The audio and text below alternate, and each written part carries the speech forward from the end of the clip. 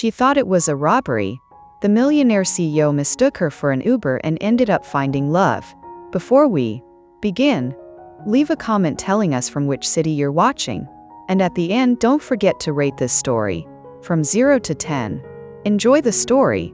You must be kidding, muttered Derek Stone, checking his watch for the 4th time in less than 2 minutes. It was his first experience using Uber, and to his impatience, the driver was already late. His Mercedes had broken down that morning, and with no other option, he had to use the app. That's when a silver Toyota, just like the one on the app, stopped at the light right next to him. He didn't think twice. He opened the door, tossed his briefcase in the back seat, and got in like a general heading to battle. Go. Just go, he ordered without even looking at the driver's face. What? Said a woman's voice, a little husky and completely shocked. Come on, lady. Just drive, he replied, typing on his phone. The driver's eyes widened. Her face went pale, and in pure panic she slammed on the gas.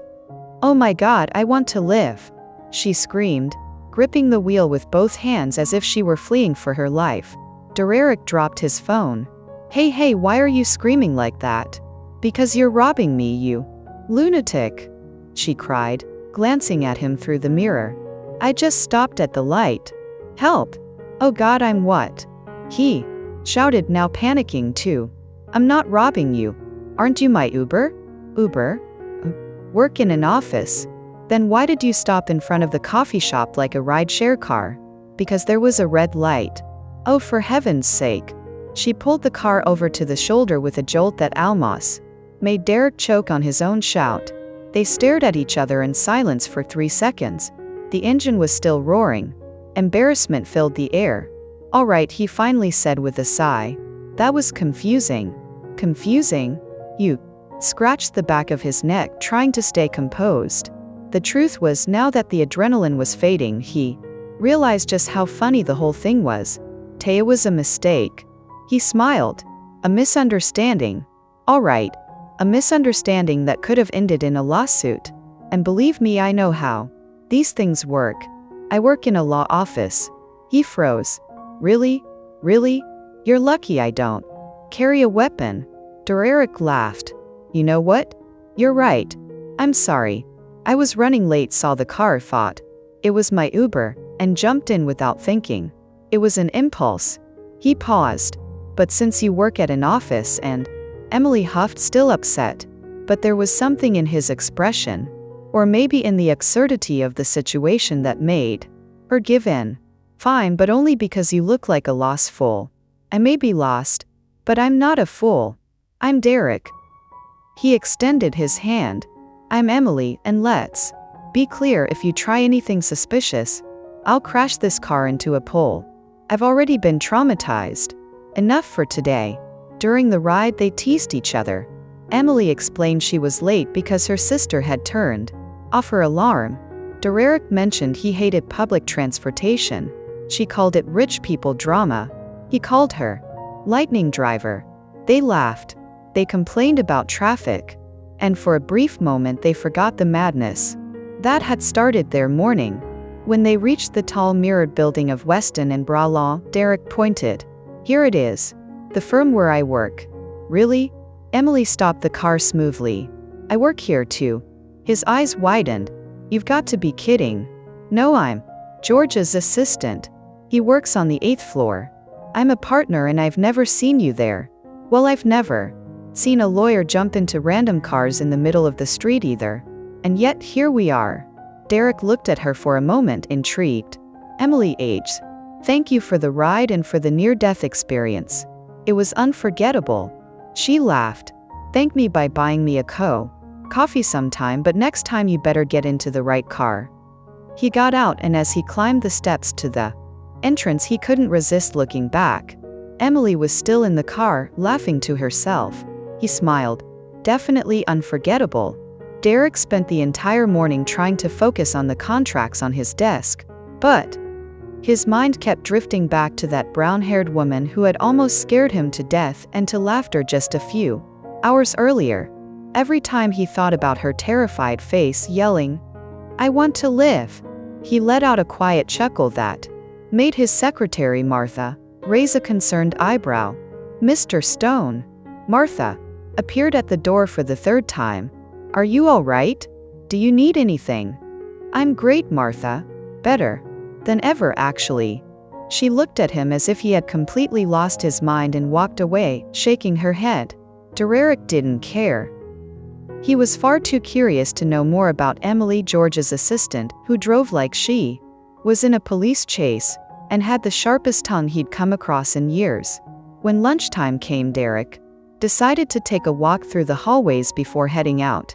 Pure coincidence, of course. It had absolutely nothing to do with the chance of running into Emily again.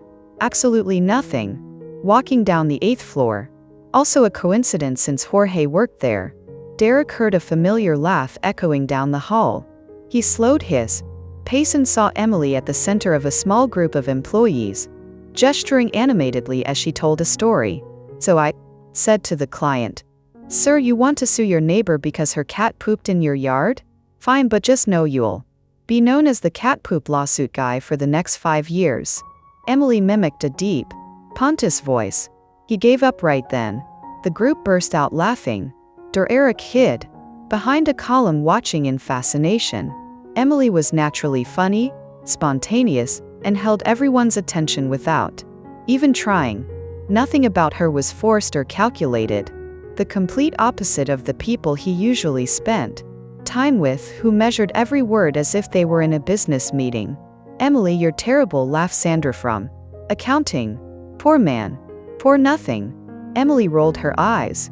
"You didn't see the size of the fence he wanted to build just because of a cat. Looked like he was preparing for an alien invasion." Derek couldn't help it and let out a loud laugh. Everyone turned to look at him. Emily's eyes widened when she saw him. "Well, look who decided to show up," she said, crossing her arms with a mischievous smile. "The man who breaks into other people's cars." "Hey, that was a misunderstanding," Derek said as he walked closer, trying to seem casual. "And from what I've heard, you've got way more embarrassing stories than I do." "My stories don't involve accidental kidnapping. Technically, you kidnapped me. I just got in the car." The group watched their back and forth like it was a tennis match. Sandra whispered something to the colleague beside her, who covered her mouth to keep from laughing out loud. "Oh sure." Emily pretended to be offended. "It's my fault for driving my own car. It's your fault for speeding like you were in Formula 1. I sped up because I thought you were a criminal. A very well-dressed criminal at least." Emily gave him a once-over, eyeing his perfectly tailored suit. "Well-dressed. Maybe, but still suspicious." The group laughed again, and Derek felt a strange satisfaction at managing to get that smile out of her. Emily had a unique way of teasing. Direct but not cruel. Smart but not arrogant. And she definitely didn't treat him with the usual reverence he got from other employees at the firm. "All right, I'm going to lunch," Emily announced, grabbing her purse before another lost lawyer decides to kidnap me. She walked past Derek, giving him a playful nudge on the arm. "Try not to get into the wrong car again, okay?" And she headed down the hall, leaving Derek standing there with a goofy smile on his face. What he didn't notice was Schwar, watching the whole scene from the other end of the corridor, leaning against his office door frame. He had caught every glance, every laugh, every second of that exchange. And he didn't like what he saw, especially the spark in Derek's eyes when he looked at Emily. Shores knew that look. He had seen it before in meetings.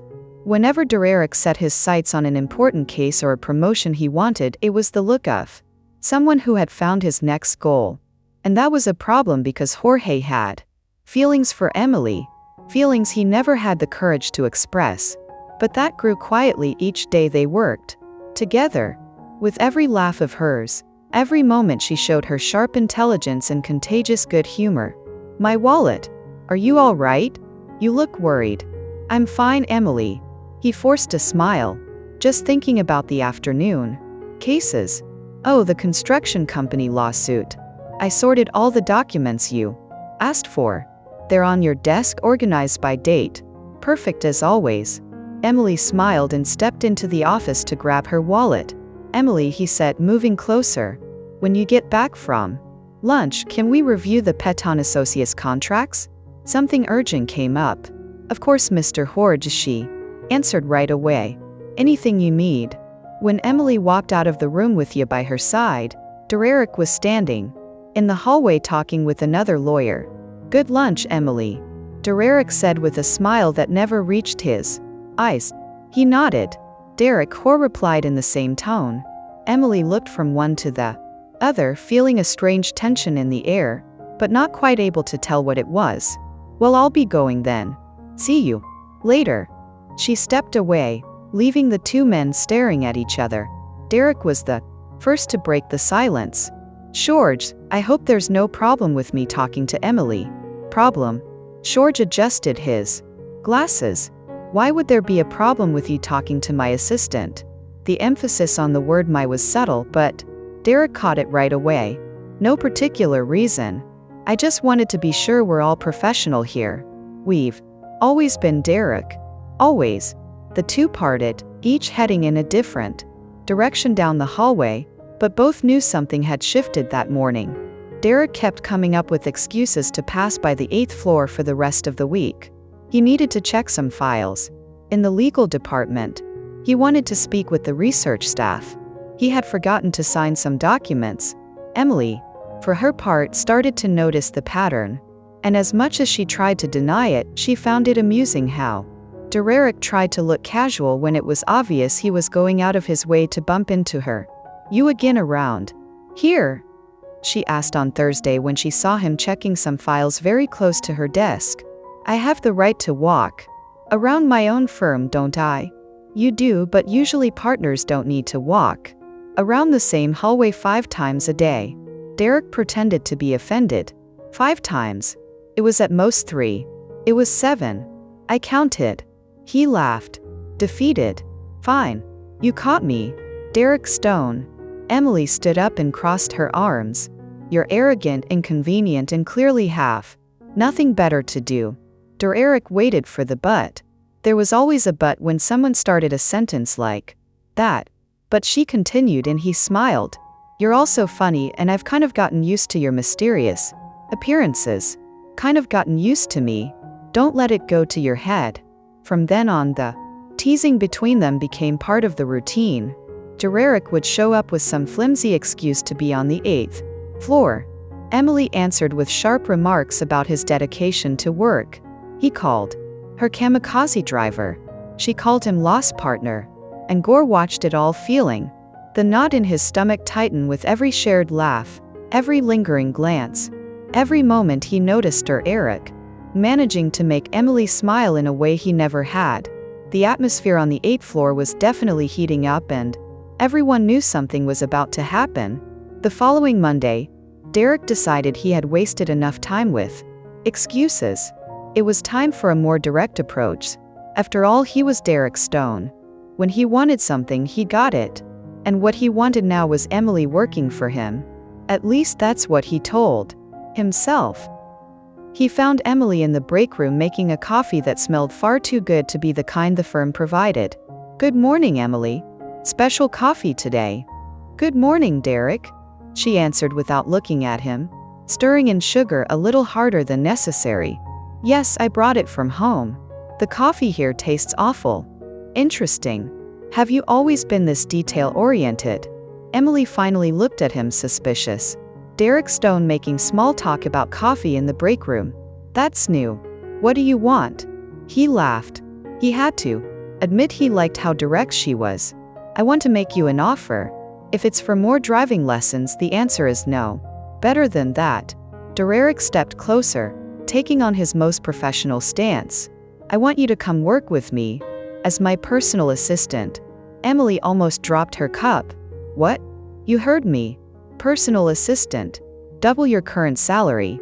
Better benefits, access to more important cases, a real career. Emily stared at him for a long moment, as if trying to figure out whether he was serious or if this was some kind of elaborate joke. Derek, did you hit your head when you got out of my car?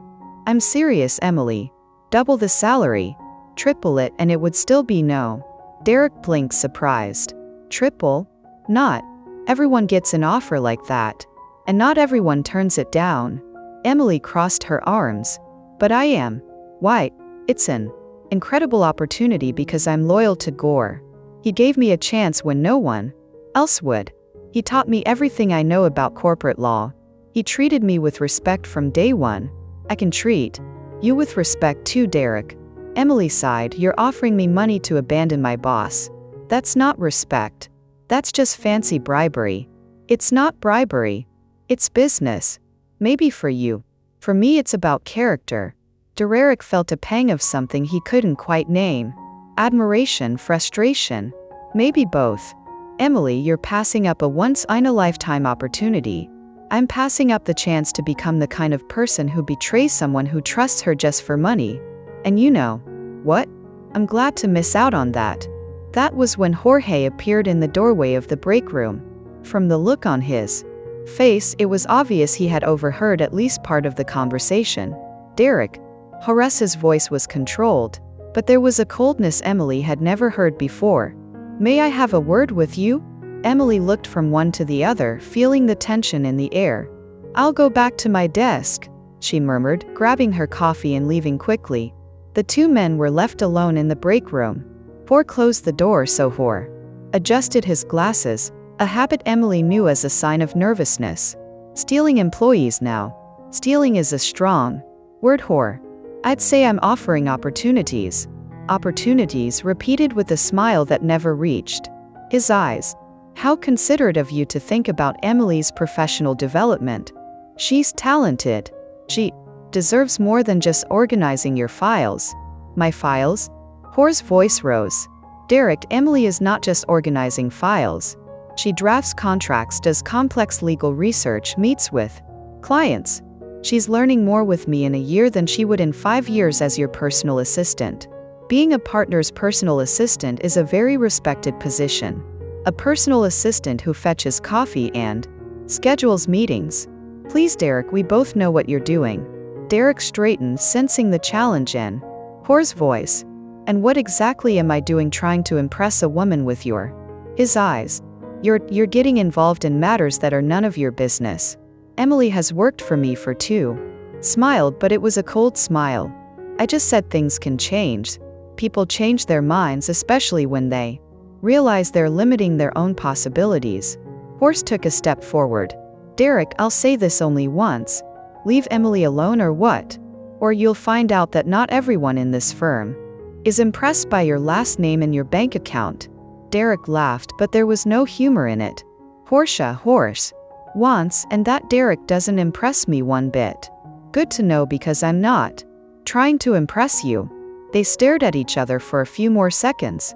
Oyer was the first to move, opening the tie. It's over. But both knew the conversation was only just beginning. In the days that followed, the tension in the office became tangible. Employees noticed that Hor and Derek, who used to keep a cordial professional relationship, now barely greeted each other in the hallways. Derek kept showing up on the 8th floor, but now his visits had a less subtle purpose.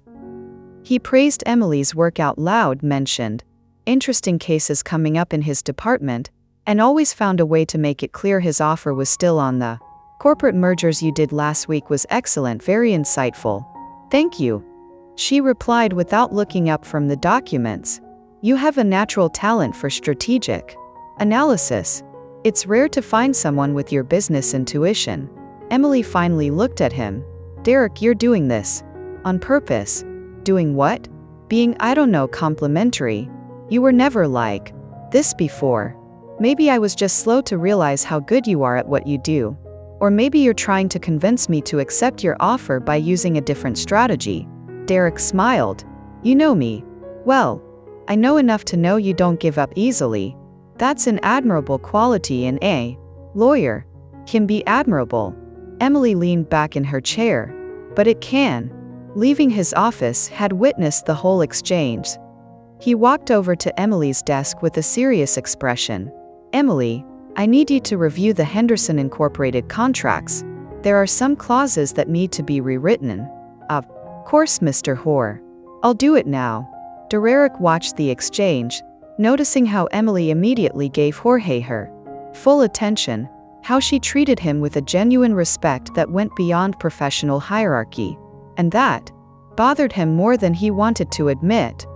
"Well," Eric clapped his hands softly, "I'll let you two get back to work.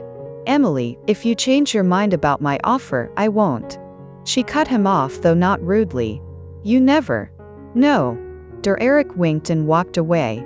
George waited until Eric was out of sight before speaking. "Emily, I hope you.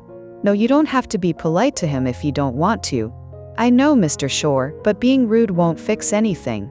And honestly, I think he'll get bored soon and move on to something else." George seriously doubted that.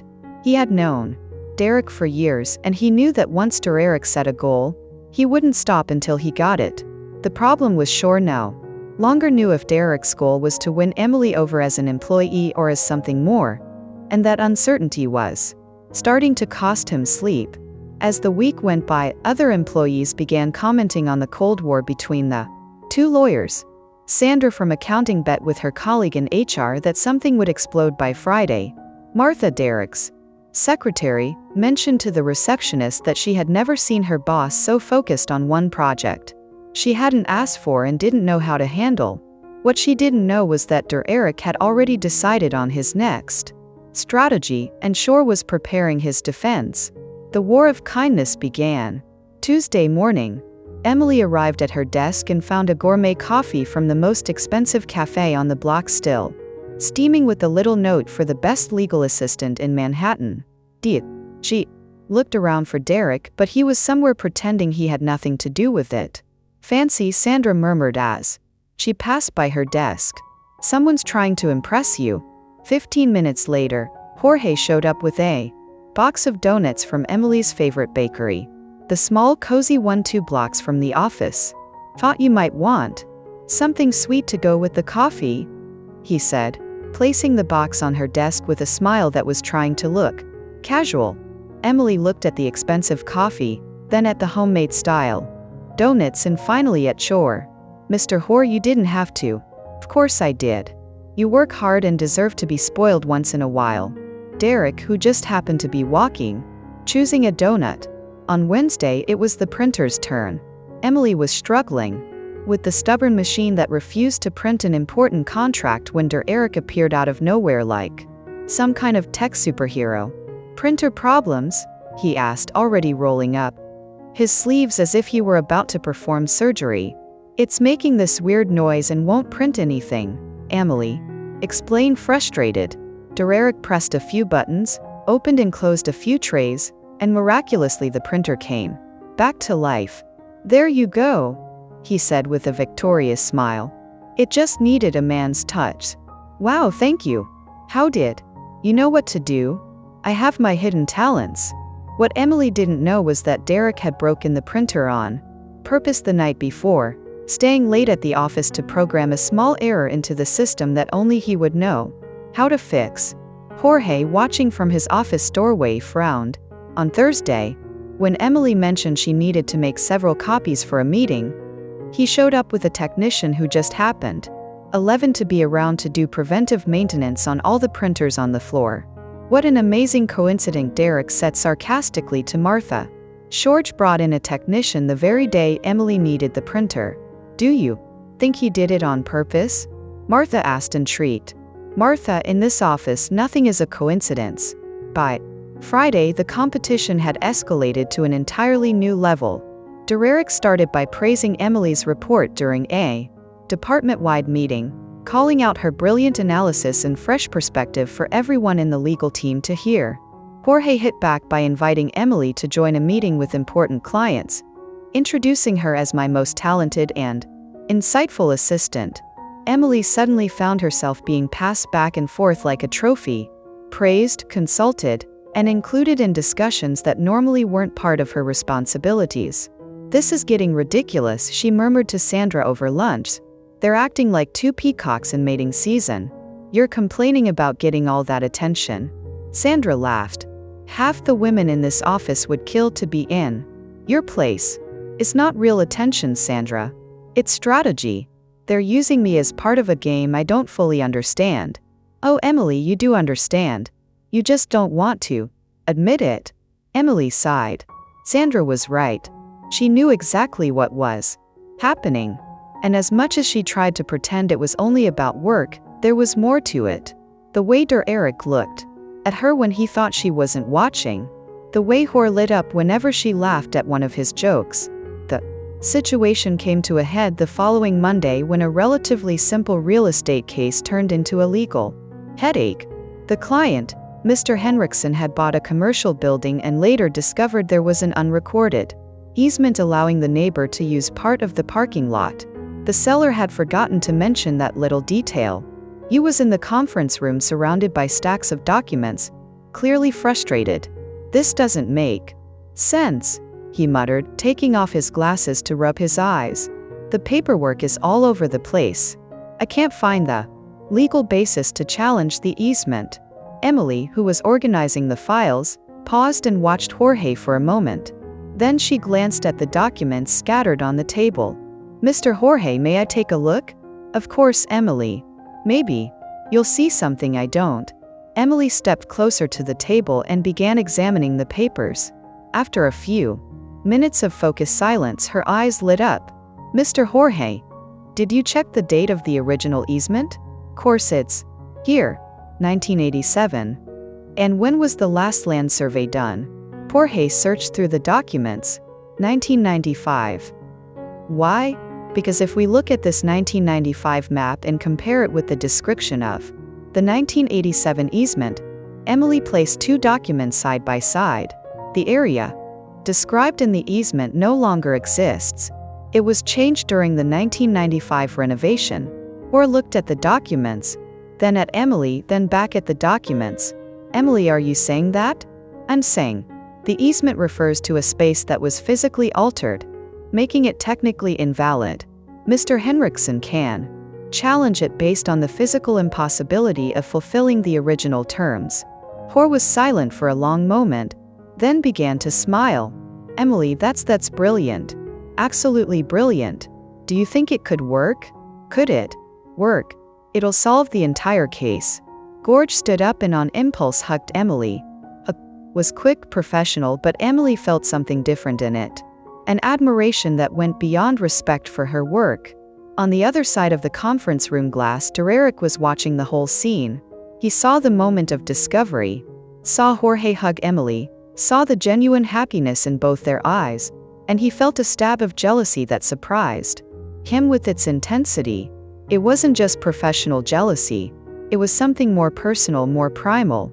Eric realized with uncomfortable clarity that he didn't just want Emily working for him.